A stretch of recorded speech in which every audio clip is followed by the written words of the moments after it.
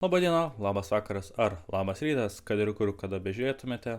Aš esu Dominikas ir sveiki atvykę į Kanados Grand Prix savaitgalio aptarimą. Tai jau 10 savaitgalis iš eilės, kada mes aptarėme dalykus ir čia susirenkame, tai išties įdomu ir labai greitai praėjo tas laikas, jau sezono vidurys beveik, kas man asmeniškai net nesijaučia, aš jaučiuosi vis dar sezono pradžioje. Ir jau šitas traukinys Formulės 1 2025 sezono jau įsivažiuoja, kas yra labai smagu. Nieko daugiau nelaukęs aš kaip pereisiu prie lenktynių ir prie įsimintiniausio lenktynių momento. Tai buvo Lando Norrisas prieš Oskarą Piastri. Visų pirma noriu pradėti nuo pradžių. Lando pradėjo 7, Oskaras pradėjo 3, Oskaras pradžioje prarado poziciją ant Antonelli, tuo tarpu Lando Norrisas aplenkė Alonso, pakonkuravo šiek tiek su Hamiltonu.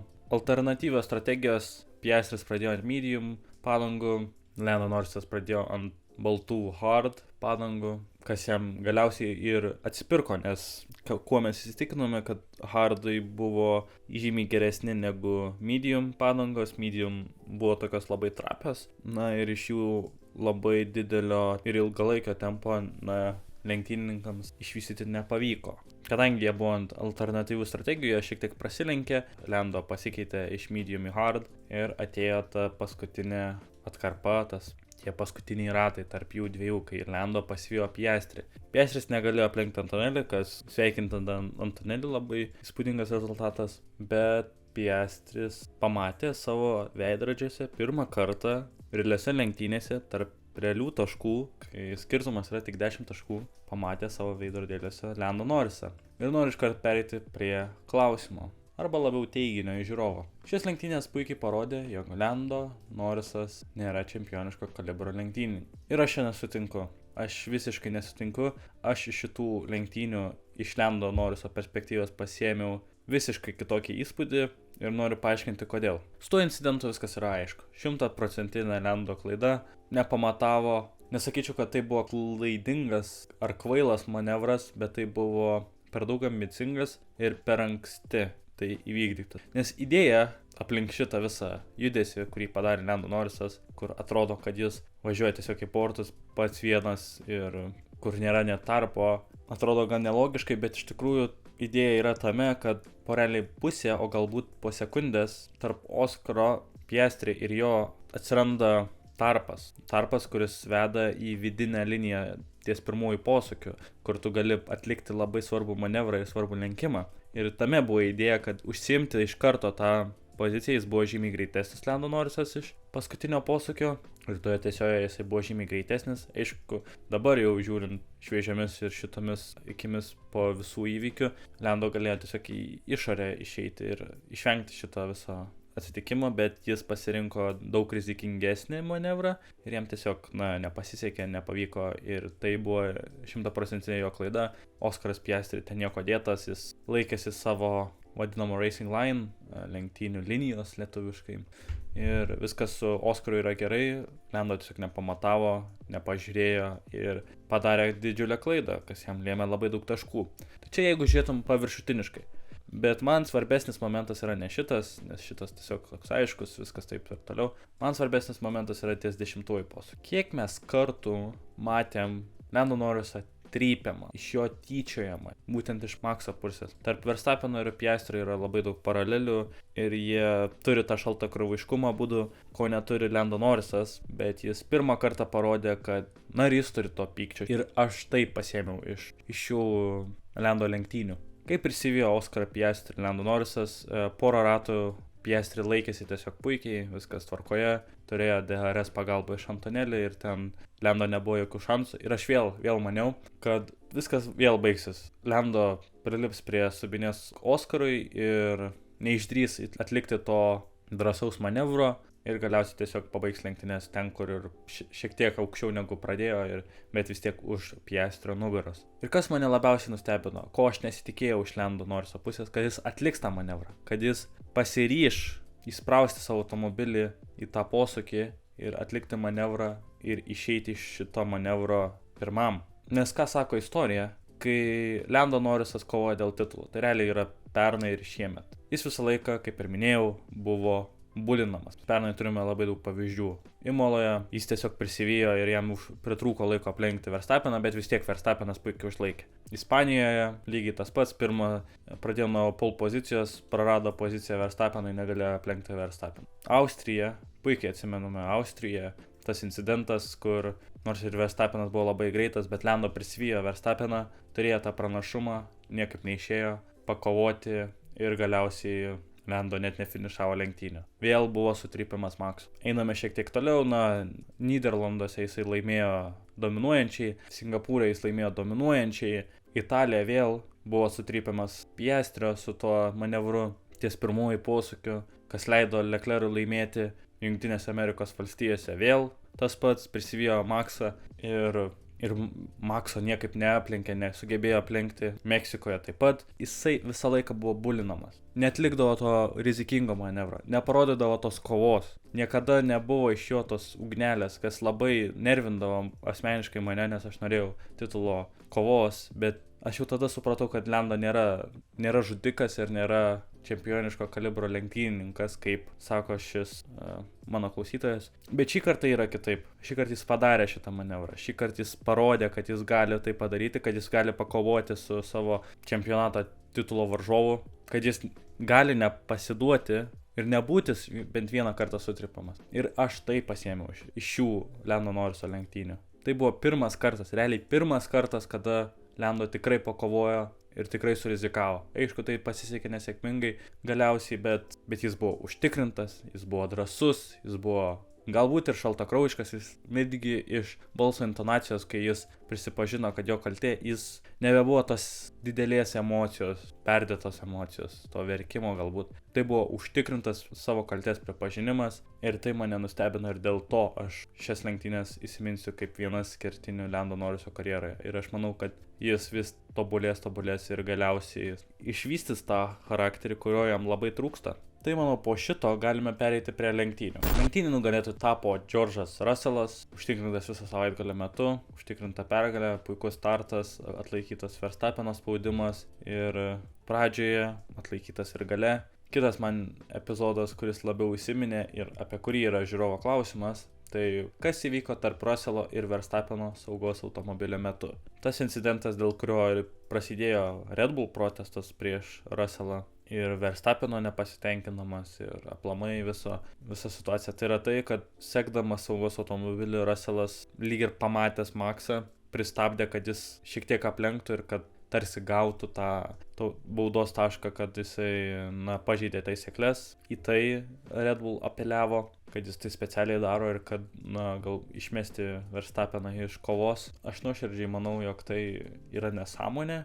Manau, kad Russellas pakankamai neblogai apsigynė save, Mercedes apsigynė save. FIA parinko tinkamą sprendimą, nes nei ten buvo labai lenkimas, nei ten George'as Russellas kažką padarė labai blogo. Saugos automobilis važiavo šiaip labai lėtai ir George'as Russellas pristabdė tiesiog, kas iš paskos sekanti Verstappeno leido jam šiek tiek aplenkti tą George'ą Russellą. Tai aš manau, kad šitas incidentas yra šiek tiek per daug išpūstas ir galiausiai nei Russellas yra kaltas, nei Verstappenas yra kaltas. Bet iš kitos pusės tos klastos ir žinant George'as Russellas charakterį galima išvelgti, bet šis incidentas nemanau, jog yra tai.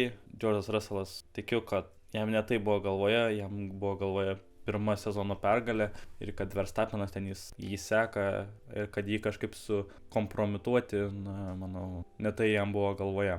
Tai antras pabaigė Verstappenas, nepavyko jam laimėti lenktynių, nepavyko aplenkti Russello. Manau, jo neblogos lenktynės, tikrai didelis taškų kraitis vejantis abu McLarenus, bet iš kitos pusės Red Bull tikrai turėjo bolidą, kuris galėjo laimėti lenktynės. Manau, Red Bull ir Mercedes buvo išties greiti, McLaren šiek tiek buvo prastesni ir labiau nukritusi tą formą, negu mes esame matę įprastai. Ir kiekvienas toks finišas, kiekvieni paleisti taškai Verstappenui tikrai gali kainuoti nemažai kovoje dėl šito titulo. Trečias, Kimi Antonelli. Nuostabus pasirodymas, pirmas podiumas karjeroje, trečias jauniausias pagal amžių podiumo savininkas ir labai smagu buvo matyti jį pagaliau atsigaunantį, nes jo tas trigubas savaitgalis, tie 3 etapai buvo tiesiog košmariški. Ispanijoje DNF, Imoloje DNF, Monake avarija ir net nepasiekti taškai. Antonelli atsigavo ir Antonelli, manau, kur kreivė buvo šiek tiek pakritusi, dabar vėl ji pakilo. Toliau sekė Piastri. Taip pat neblogos lenktynės, vėl šaltakraujiškas, atlaikė Lando spaudimą, nepavyko jam pakonkuruoti su Mercedes ar Red Bull. Ganėtinai prasta kvalifikacija buvo iš Piastrio, bet vis tiek jam pavyko finišuoti 4, neprarasti ten labai daug taškų ir jis toliau išlieka tas šaltakraujis lyderis. 9 Leclerc'as ir su juo susijęs klausimas. Kodėl Ferrari neleido Leclerc'ui atlikti alternatyvios strategijos? Tai buvo man įdomu, nes, na gerai, tu pradžioje galėjai kažką prarasti su vieno sustojimo strategija. Ten galbūt pozicijų, bet nuoširdžiai ir blaiviai mąstant, tavo lubos buvo šita pozicija, tai yra 5, 6 ir aukštesnių rezultatų buvo sunku tikėtis. Todėl aš nesuprantu šito sprendimo nesurizikuoti. Galbūt vieną sustojimo strategiją. Leclerc'as sakė, jog jo padangos jaučiasi labai gerai ir jog jis galėtų tai padaryti. Kitas dalykas, kai jau jie padarė tą sustojimą ir kai jau jie antrą kartą paliko Leclerc'ą pačiame priekyje, nesupratau, kodėl jo nepalikti iki pat galo. Va tada tikrai Hamiltonas ten turėjo kosminį atitrūkimą iki sekančios pozicijos. Tai tu bet kokiu atveju, tu finišuosi toje pozicijoje, tai yra 6. Ir kodėl nepabandžius tiesiog išlaikyti tą lyderio poziciją, šiek tiek duoti kovos tiem Russellui, Verstappenui ir galbūt netyčia bus saugos automobilis, netgi raudona vėliavėlė ir nepabandžius tai, ko pabandė Verstappenas, pavyzdžiui, Monake. Tai aš šito nesupratau, jie išliko prie tos užsibrėžtos strategijos ir kas galiausiai jam lėmė tiesiog 5 poziciją. Ir tai po Norriso avarijos, kur būtų išties 6 pozicija. Tai Leclerc'as turėjo tempo, Ferrari turėjo irgi tempo ir laikėsi su tarp tos ketveriukės pakankamai neblogai, bet labai keistas Ferrari sprendimas. 6 Hamiltonas, Hamiltonui pamaišė kortos švilpikas, kas nežinote, tai ties kokiu 13-16 ratu, lenktyniaudamas, važiuodamas, pervažiavo švilpiką, kas lėmė jam labai daug dugno problemų. Buvo paskaičiuota, jog tos dugno problemos jam galiausiai kainavo po pusę sekundės kiekviename rate. Tai dėl to jis taip atsiliko nuo tos visos šeširiukės, kuri buvo aukščiau. Ir dėl to jis ten negalėjo pakonkuruoti, nors kvalifikavosi 5, tikrai turėjo daug šansų, Kanada yra stipri jo trasa, bet tai buvo priežastis, kad jam tiesiog nepasisekė ir su pažeistu dugnu sunku yra pakonkuruoti, kai visi automobiliai ir visi lenktynininkai yra taip arti vienas kito.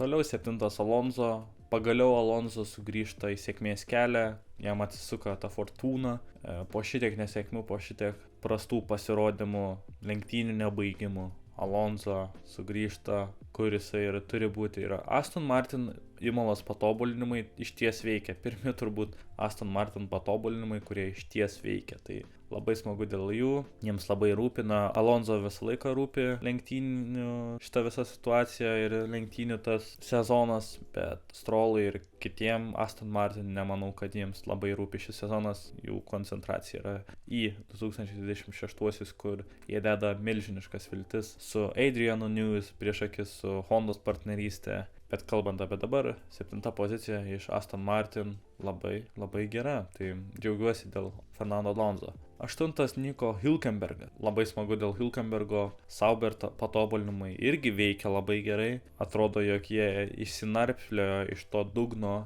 ir prisivijo tas vidutiniokas. Ir kas yra labai įdomu, kad tarp vidutiniokų bręsta didelė kova. Kol kas Williams turi tą milžinišką pranašumą dėl Albono puikių pasirodymų, dėl Sainzo pridėtų taškų, bet dabar atrodo Alpine šiek tiek žemesnėje lentynoje ir tada Sauber, Racing Bulls, Aston Martin, Haas ir Williams, šitas penketukas atrodo labai lygiai ir atrodo vieną savaitgalį vienai komandai parankesnė trasa, kitą savaitgalį kitai komandai parankesnė trasa, kitą savaitgalį gal ir kitas lenktynininkas geriau pasirodo kaip Hülkenbergas ar Alonso, kitą savaitgalį galbūt Albonas ar Biermanas ar kiti lenktynininkai Hadže. Tai labai smagu matyti tokį kompetitingą vidutiniokų sąstatą, dėl to labai smagu. 9 Estebanas Okonas ir 10 Carlosas Sainzas, taip pat vidutiniokų dvikovos. Okonas nemažai pakilo pozicijų, Hülkenbergas irgi nemažai pakilo pozicijų. Dar vienas neblogas pasirodymas iš Haas, Sauber, na ir Sainzas pridėjo. Prastai kvalifikavasis, buvo labai nusivylę savo pasirodymu kvalifikacijoje, bet atsitiesė ir 10 pozicija Sainzui yra po košmariškas kvalifikacijos labai geras rezultatas. Na ir galime pereiti prie spėjimų. Taigi iki šiol mano ir dirbtinio intelekto skoras buvo 4-7, aš pralaimiu 3 taškais po Ispanijos Grand Prix, bet šitas savaitgalis buvo mano savaitgalis. Pole pozicija pagal mane buvo Lando Norrisas, nebuvo jisai ant pole pozicijos, labai prasta kvalifikacija, tiek Charles'ui Leclerc'ui buvo labai prasta kvalifikacija ir tikrasis pole pozicijos savininkas pirmą kartą šį sezoną George'as Russellas. Lenktynių nugalėtas pagal mane Lando Norrisas, jis net nefinišavo lenktynių, o Maxo Verstappenui pritrūko labai nedaug, galbūt šiek tiek sėkmės ir šiek tiek tempo, bet lenktynių nugalėtojas buvo tas pats George'as Russellas. Savaitgalio pažiba pagal mane buvo Kimi Antonelli. Dirbtinis intelektas pasirinko Oliverį Piermaną neteisingai, tai buvo Kimi Antonelli vakaras, Kimi Antonelli savaitgalis ir Kimi Antonelli puikus rezultatas. Puikus startas, padėjo George'ui Russellui užsitikrinti pergalę ir šiek tiek duoti kovos Verstappenui, užlaikė Piastri ir Norrisą ir užsitikrino pirmą podiumą šiame sezone. Nuostabus pasirodymas, labai džiugu dėl Kimi Antonelli, kaip ir nuspėjau, jog jis bus savaitgalio pažiba, jog jis atsities, jog jis parodys gerą rezultatą, taip ir jis padarė. Kitas savaitgalio pažiba, aišku, būtų George'as Russellas, bet aš manau, Kimi Antonelli podiumas yra šiek tiek įspūdingesnis negu George'o Russello pergalė. Savaitgalio komanda pagal mane buvo Mercedes ir aš buvau visiškai teisus. Mercedes buvo greičiausia komanda, Mercedes buvo užtikrinčiausia komanda ir kompetentiškiausia komanda. O tuo tarpu dirbtinis intelektas pasirinko Williams, Albonas net nefinišavo lenktynių, antrą savaitgalį iš eilės susidūrė su problemomis tiek Ispanijoje, tiek Kanadoje. Na, o tuo tarpu Sainzas pelnė taškus, bet tai neištraukė šios komandos į savaitgalio komandos apdovanojimą. Toliau savaitgalio dugnas pagal mane buvo Lensas Strollas ir aš manau, jog aš esu teisus, tai aš pasimsiu čia savo tašką, nes Lensas Strollas treniruotėje padarė avariją ir tada lenktynėse finišavo pats paskutinis iš finišavusių, kurie nebuvo DNF, o tuo tarpu dirbtinis intelektas pasirinko George'ą Russellą ir George'as Russellas buvo pats prasčiausias pasirinkimas čia įmanomas savaitgalio dugnui. Na, o mano tikrasis pasirinkimas būtų Alexanderis Albonas. Dar vienas prastas savaitgalis, nefinišavo lenktynių, buvo šiek tiek sukompromituotas Williams komandos dėl strategijos, per ilgai jį užlaikė ant vidutinio kietumo padangų ir tada jisai jau po sustojimo boksuose jis tiesiog buvo niekur ir jam nepavyko sugrįžti ten, kur jis pradėjo, kvalifikavosi gerai, bet jam nepasisekė. Na ir taip pat avarija treniruotėje taip pat neprideda labai gerą ir dėl to jisai mano savaitgalio dugnas. Dugninė komanda pagal mane buvo Haas, Okonas pelnė taškus, tai tikrai ne. Ir Alpine pasirinko dirbtinis intelektas. Aš nemanau, Alpine tiesiog dabar atrodo prastai ir atrodo kaip paskutinė komanda pagal greitį. Na ir Kolapinto pasirodė neblogai kvalifikacijoje, bet lenktynėse to išvystyti nepavyko. Gasly šiek tiek atrodo prisilpęs, bet vis tiek jie kaip ir yra savose vėžėse. Na, o tikroji dugninė komanda pagal mane yra Racing Bulls. Racing Bulls iš ties atrodė prastai šį savaitgalį. Hadže per kvalifikaciją gavo nuobaudą ir lenktynėse parodyti nieko nesugebėjo, o Lawsonas net nebaigė tų lenktynių. Taip, po Kanados Grand Prix mūsų situacija head-to-head dvikovoje prieš dirbtinį intelektą išsilygina ir aš net 3 taškus pelnau per šį savaitgalį, tai yra spūdinga rezultatas ir po 10 etapų 7-7. Taigi ačiū, kad žiūrėjote, ačiū, kad klausėte mano šitų kas savaitinių arba kas savaitgalinių paistalų. Tikiuosi jums patiko, būtinai pasiekite mane Instagrame, taip pat uždėkite patiktuką, tai yra tik sekundės klausimas. Parašykite nuoširdžią nuomonę komentaruose, man tai labai padeda atsižvelgti ir patobulinti savo turinį. Dar susitiksime kitame video. Ate.